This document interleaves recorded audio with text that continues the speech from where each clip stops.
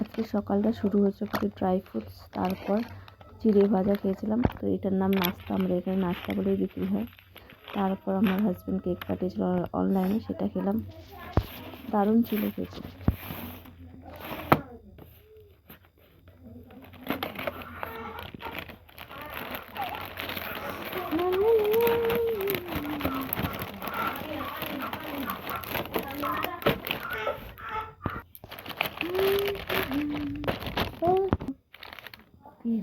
দারুণ দেখতে, কত সুন্দর।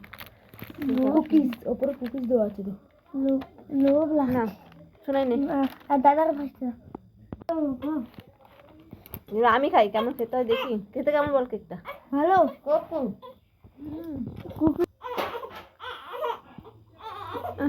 কেমন খেতে? ভালো।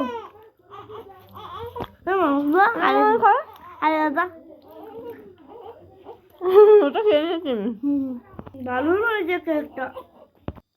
1 জানুয়ারি যেহেতু বৃহস্পতিবার ছিল, তো আমাদের এখানে নিরামিষ খাওয়া হয় মেদিনীপুরে। তার জন্য বাবা 2 জানুয়ারি সকাল সকাল মাটন নিয়ে এসেছিলাম, দিয়ে আমি মাটনটা রান্না করেছিলাম আলু আর পেঁপে দিয়ে।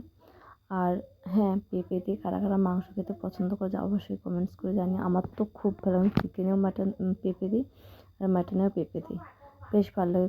কখনো করে খেয়েও আর জানিও। আমাদের গন্ধরাজ লেবু গাছ, এই লেবু গাছের উপর অনেক লতা পাতা উঠেছে। এই যে মা সেই ভেতর থেকে লেবু তুলে নিয়ে এসেছে, এই যে 4টে গন্ধরাজ লেবু, কত বড় বড়গুলো, বিশাল বড় জায়গা না এই গাছটা।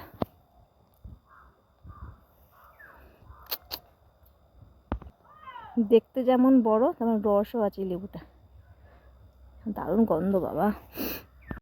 গ্রামে হলো এটাই মজা, সব কিছু একদম গাছের জিনিস পাওয়া যায়। ওইদিকে ডাব পাড়া হচ্ছে আমাদের, অনেকদিন থেকে মা বলে রেখেছিল। ফাইনালি দাদাটা এসে ডাব পেড়ে দিয়েছিল, আর অনেকগুলো গাছ থেকে পাড়া হয়েছে। আমার বড় ভাইপো ডাব